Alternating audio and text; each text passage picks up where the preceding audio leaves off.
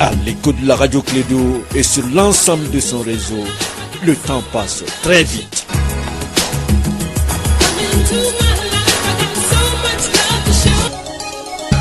Les sports, les infos, la musique, l'actualité, le tout tamisé et servi à chaud pour vous sur Radio Clédou.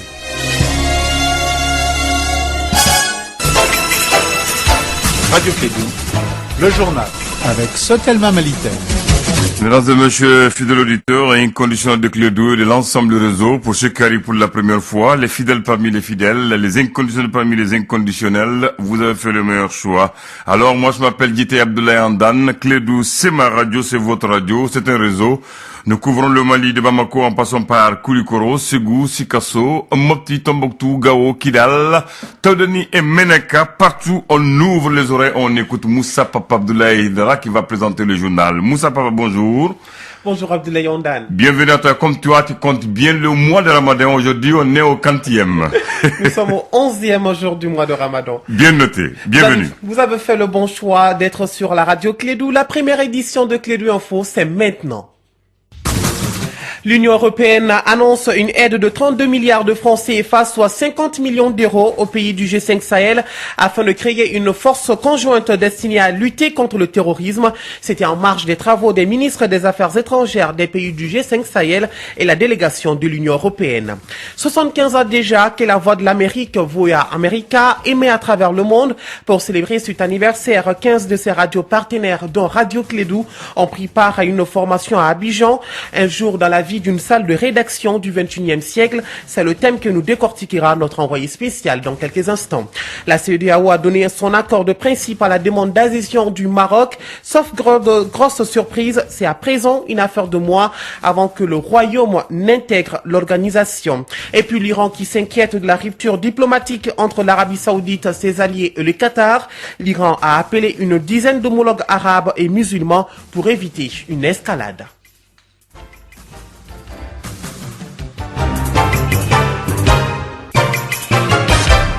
11e jour du mois de Ramadan, mesdames, messieurs, bienvenue dans cette édition. 32 milliards de francs CFA, c'est la somme que devrait débloquer l'Union européenne pour aider les pays du G5 Sahel dans la mise en place d'une force commune. Cette annonce a été faite par la haute représentante de l'Union européenne en marge des travaux de la 3e réunion de l'Union européenne G5 Sahel au niveau ministériel. Cette nouvelle force commune va lutter contre le trafic de drogue, de biens ou d'êtres humains.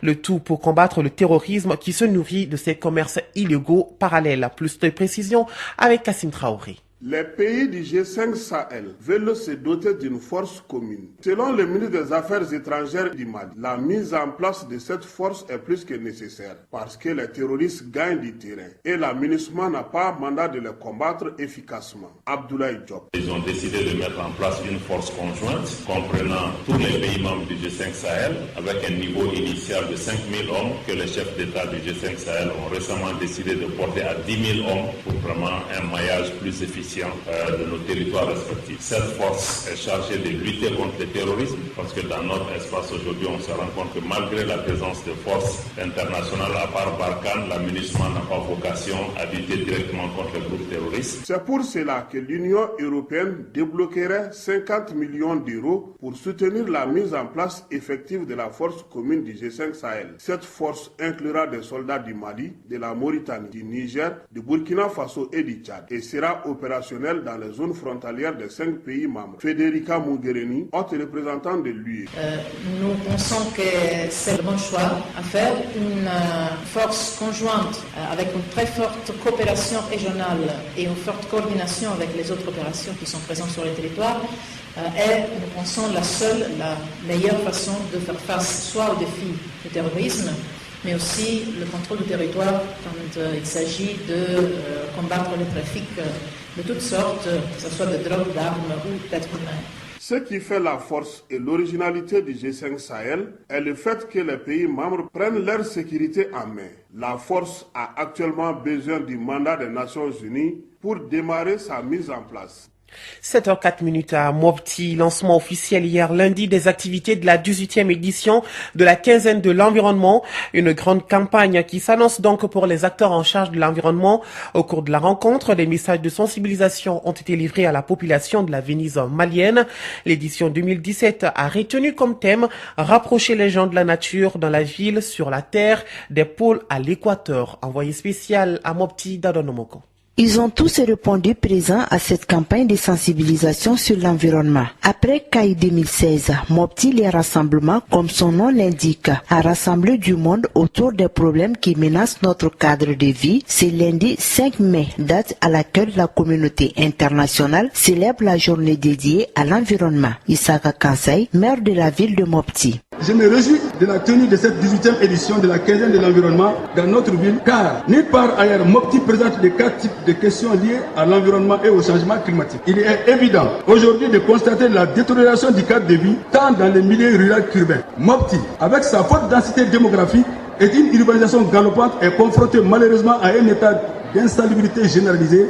Colonel Sidiki Samake, gouverneur de la région de Mopti. Les conditions climatiques défavorables associées aux activités anthropiques ont contribué à la fragilisation de l'ensemble de ces écosystèmes. Le fleuve Niger et ses défluents, les différents lacs qui arrosent la région n'échappent pas également aux effets des changements climatiques. Avec ses 108 communes et ses 7 forêts classées, Mopti bénéficiera de l'accompagnement des partenaires techniques et financiers. Malé Diop, chef de file des TPF. Pour sacrifier à une tradition bien établie et qui consiste à réaffirmer notre engagement commun aux côtés des autorités et des populations du Mali à la sauvegarde et à la protection de l'environnement et des ressources naturelles. Le ministre de l'Environnement, de l'Assainissement et du Développement durable a rappelé l'importance de cette campagne. Madame Keita Aïdambo. Nous sommes aujourd'hui à Mopti pour mettre en route la quinzaine de l'environnement. Cette campagne de communication pour le changement de nos comportements en vue d'une meilleure protection de nos ressources naturelles et environnementales. Nous sommes à Mopti pour parler du Mali et de ce que notre pays a de plus vulnérable, à savoir la protection de ce qu'il y a de plus cher, je cite, les ressources naturelles, ses ressources environnementales, mais également son cadre de vie. Quant au parrain de l'événement, l'honorable Issaka Sidibé, président de l'Assemblée nationale, il s'engage à faire la protection de l'environnement son cheval de bataille. Mopti, Dadon Numoko, Radio Tlédou. Vous nous écoutiez à Mopti sur les 91.2 à travers la radio Sagan. Autre actualité, les épreuves du diplôme d'études fondamentales 2F ont débuté hier sur l'ensemble du territoire du Mali. Un rapide tour à Kati certifie le démarrage effectif des épreuves dans le calme et dans la sérénité.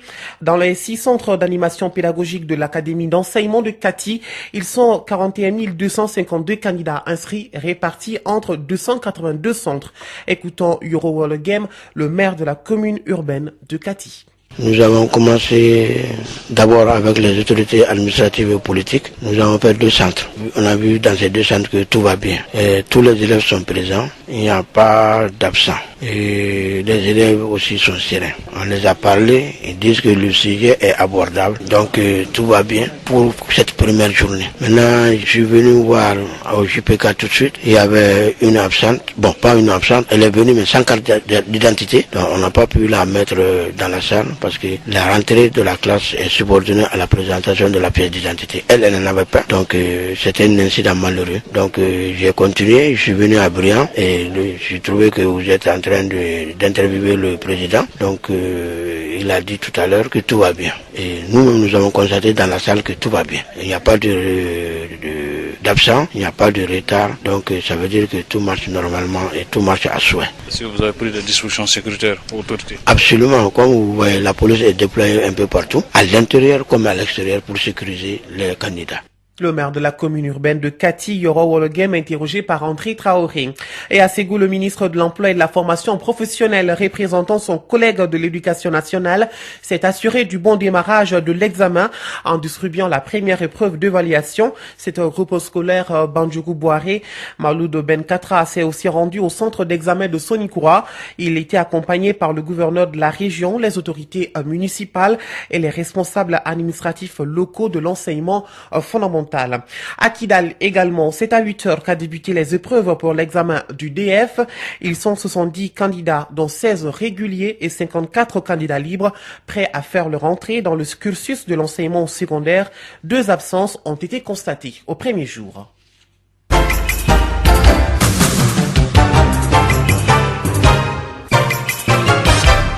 La VOA célèbre cette année son 75e anniversaire. La radio américaine a regroupé à Abidjan les directeurs des informations de 15 de ses radios partenaires d'Afrique de l'Ouest et du centre francophone. Durant 3 jours, les responsables des rédactions se sont penchés sur les profonds bouleversements qui déstabilisent aujourd'hui les secteurs, notamment les défis éditoriaux et les défis économiques. La rencontre a pris fin hier lundi. Les précisions avec Bakary Cissé. Un jour dans la vie d'une salle de rédaction du 21e siècle, c'est le thème de cette formation. Elle est dispensée par Amadou Tidjanissi, un expert d'un institut de formation des journalistes à Johannesburg en Afrique du Sud. Ngati Diop, représentante marketing Afrique de l'Ouest et du centre francophone. Cette formation répond à un double objectif. Tout d'abord, il s'agit de renforcer les très bonnes relations qui existent entre le BBG VOA et ses partenaires. Et dans un deuxième temps aussi, il s'agit de renforcer les capacités des journalistes qui viennent des stations partenaires. Le monde des médias, et ce n'est pas valable que pour l'Afrique, est traversé par de profonds bouleversements qui n'épargnent aucune rédaction. Que ce soit des défis éditoriaux et les défis d'ordre économique, aucun organe ne peut ignorer les changements profonds qui déstabilisent aujourd'hui les secteurs. Le thème de la formation est une des multiples initiatives pour faire face à ces nouveaux défis. Amadou Tidjanissi, formateur. C'est vrai qu'au XXIe siècle, nous faisons face à beaucoup de défis et c'est des défis posés essentiellement par 2 choses. D'abord, l'explosion du monde médiatique qui fait qu'il y a une très grande compétition et ce qui accélère la course au scoop. Et il y a aussi l'autre chose, un phénomène important du XXIe siècle, c'est le développement des technologies de l'information et de la communication, de l'Internet et avec l'Internet, l'apparition des réseaux et médias sociaux qui posent de très grands problèmes. Pour notre partenaire, la Voix de l'Amérique, par cette formation, il ne s'agit pas ici de trouver des réponses toutes faites, mais de lancer des idées et d'ouvrir des voies permettant de stimuler la réflexion et de partager des expériences. Abidjan, Bakary Cissé pour Clédou Info. Merci beaucoup, Bakary Cissé. Approfondir la connaissance de la population sur l'Organisation internationale de la francophonie, c'est l'objectif d'une conférence débat tenue à Bamako. La rencontre a été organisée par le réseau Mali Média en partenariat avec la Commission nationale des cultures africaines de la francophonie. Elle était présidée par Moustapha Diko, haut représentant du président de la République auprès de l'OIF. Nous l'écoutons au micro d'Étienne Niaré. Faire en sorte d'approfondir la connaissance, d'approfondir les habitudes et la communication par rapport à notre organisation. La francophonie, c'est un espace qui regroupe 84 pays. Au départ, c'était autour de la langue, mais de plus en plus, la francophonie a eu un niveau politique et maintenant économique et véritablement un espace qui couvre l'ensemble des préoccupations de l'homme. Les droits de l'homme, la bonne gouvernance, les élections, les aspects politiques, la déclaration de Bamako en l'an 2000 par exemple, qui aujourd'hui est une déclaration qui gère les aspects politiques au niveau de la francophonie. Bon, donc voilà un peu la francophonie. Et donc ce que nous voulons faire en sorte que nos populations s'approprient, qu'elles s'habituent donc à la francophonie et au fait que la francophonie est un partenaire présent dans notre pays et qui a beaucoup de projets avec beaucoup de départements ministériels dans notre pays. Voilà, Moustapha Diko, le haut représentant du président de la République auprès de l'OIF. Il s'exprimait au micro d'Étienne Niari. Actualité hors de chez nous à présent, un premier contingent de 65 hommes de la force ouest africaine déployé en Guinée-Bissau a quitté la ville dimanche en fin de journée pour Lagos. Ce premier groupe est essentiellement constitué de soldats nigérians. C'est aussi la première rotation d'un plan de retrait qui doit prendre fin le 30 juin prochain. La mort des 2 experts de l'ONU en République démocratique du Congo il y a près de 3 mois, dont l'affaire fait l'objet donc d'une enquête spéciale menée par l'ONU. C'est ce qu'a réclamé Washington hier au secrétaire général Antonio Guterres, alors que le procès des 2 assassins présumés du Nord-Américain Michel Sharp et la suédo-chilienne Zaida Catalan a été renvoyé à lundi prochain. L'ONU accuse les autorités congolaises d'avoir bâclé l'enquête. La communauté économique des États de l'Afrique de l'Ouest, CEDEAO, a donné son accord de principe à la demande d'adhésion du Maroc lors du sommet dimanche 4 juin à Monrovia. Les chefs d'État ont exprimé un soutien général pour la demande du Royaume du Maroc compte tenu des liens forts et multidimensionnels qu'il entretient avec les États membres. Pour l'heure, ils demandent à la Commission d'examiner les implications de cette adhésion conformément aux dispositions du traité révisé de la CEDEAO. Et je vous l'annonçais dans les titres également, la crise diplomatique entre le Qatar d'un côté et l'Arabie Saoudite avec plusieurs de ses alliés de l'autre, notamment les Émirats Arabes Unis, Bahreïn et l'Égypte, est de nature à inquiéter l'Iran. La grande puissance chiite de la région, rivale de l'Arabie Saoudite, a appelé une dizaine d'homologues arabes et musulmans pour éviter une escalade. Mais une crise entre l'Arabie Saoudite et ses plus proches alliés arabes peut aussi renforcer l'influence de Téhéran.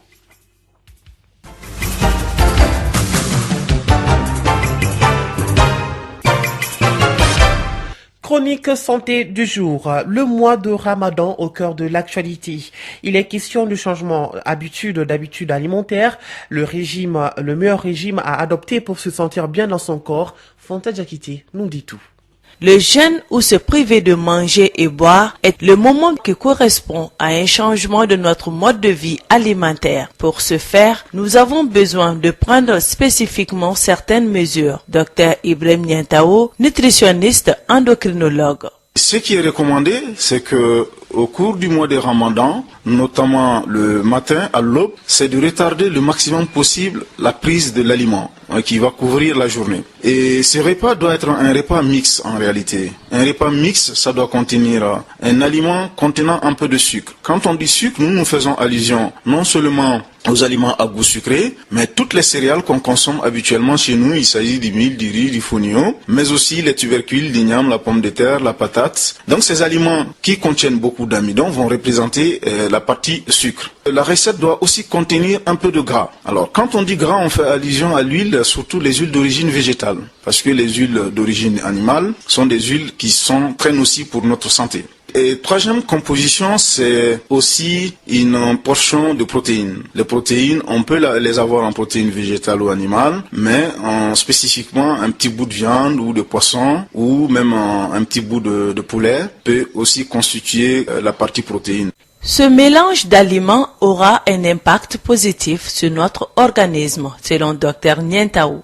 Après avoir pris un repas qui contient du sucre, et ces sucres vont être brûlés en moins de 2 heures. Ensuite, l'organisme va faire recours aux protéines, c'est-à-dire les petits bouts de viande ou de poisson qu'on a eu à mélanger à notre recette. Et après avoir brûlé la petite portion de protéines, c'est le gras qui va être là pour nous soutenir jusqu'à la fin de la journée. Donc ça peut aller jusqu'à plusieurs heures. Et on peut ajouter un peu de légumes et de fruits qui vont nous soutenir sur le plan vitamine parce que en général ce sont des aliments qui ne sont pas préparés et donc qui vont protéger notre corps. Une autre partie qui est très importante, c'est l'hydratation. Il faut boire suffisamment d'eau pour ne pas en manquer et surtout nous traversons une période de canicule où les jours sont de plus en plus longs et très chauds. Donc il faut boire de l'eau pour éviter de se déshydrater par transpiration. Après le déséquilibre alimentaire durant la journée, le moment de la rupture du jeûne ne doit pas être une occasion de se bourrer de nourriture.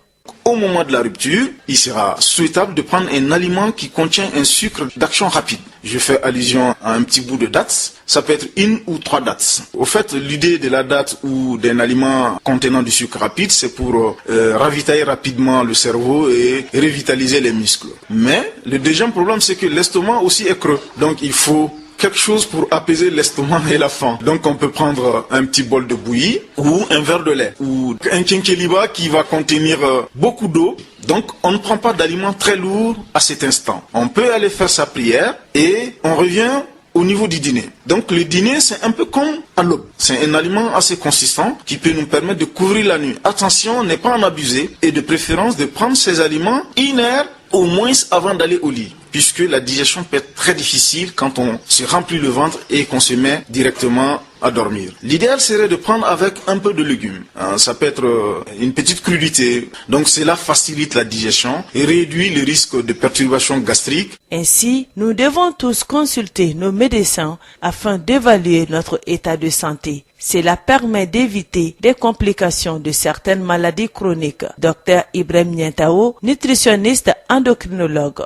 Le jeûne du Ramadan, à ma petite connaissance sur la religion, concerne des personnes qui sont saines et qui ne portent pas de tare, de maladies pouvant les empêcher de jeûner. Donc, je dirais par là que ceux qui sont sains et qui savent qu'ils peuvent bien supporter le jeûne du Ramadan, ils peuvent l'observer. Cependant, je m'adresse singulièrement à ceux qui sont malades, ceux qui souffrent des maladies chroniques, parce que ces maladies chroniques ne sont pas très connues dans nos pays, puisque habituellement c'était des maladies infectieuses qui étaient là et donc on était habitué à les traiter telles que le palu, la tuberculose, etc. Maintenant, nous sommes confrontés à l'hypertension artérielle, au diabète, mais aussi à d'autres pathologies chroniques qui sont difficiles à traiter, telles que les problèmes gastriques, qui peuvent tous être aggravés par le jeûne du Ramadan. Et soit parce que il y a des médicaments qui doivent être pris régulièrement et sur lesquels, malheureusement, à cause du jeûne, on saute par exemple sur la prise de midi durant la journée et qui peut affecter l'équilibre de ces pathologies. Ça peut être aussi une décompensation. Je prends l'exemple d'un problème gastrique où l'estomac peut être vide pendant un certain temps de la journée et ceci s'accompagne par une production d'acides et ces acides vont brûler l'estomac et embêter la personne. Et donc, devant toutes ces pathologies, il sera souhaitable que la prise en charge soit individualisée et que nous voyons tous nos médecins pour en discuter avec eux et voir éventuellement comment on peut d'abord réajuster les traitements. Mais dans certaines situations, le médecin peut être amené à déconseiller fortement le jeûne du Ramadan à son patient. Voilà, j'espère que vous avez pris bonne note des conseils du docteur Ibrahim Nientao, nutritionniste. Et pour vos prévisions météorologiques sur Bamako et environ, sachez que le ciel sera peu nuageux à nuageux avec un vent de direction sud-ouest d'intensité faible à modérée. La visibilité sera bonne. Des orages associés de pluie se produiront au cours de la nuit ou dans la matinée. Les températures maximales et minimales prévues pour la journée sont respectivement de 35 et 26 degrés. Le soleil s'est levé ce matin à 6h03. Le coucher du soleil est prévu pour 18h59, l'heure de la rupture du jeûne. Et c'est la fin de cette édition. Merci à vous de l'avoir suivi. Une présentation de Moussa Papaïdara sur une mise en onde d'Abdoulaye Ondan. Vous pouvez actualiser donc votre journal sur les www.info-mali.com. La pensée du jour. Si ce n'est que si ce que vous avez à dire n'est plus productif que le silence, alors apprenons à nous taire. Si ce que vous avez à nous dire n'est pas plus productif que le silence, alors apprenons à nous taire. Bonne journée. Alors, je vous souhaite également une très belle journée de jeûne. Radio Kédou, le journal avec Sotelma Malitaire.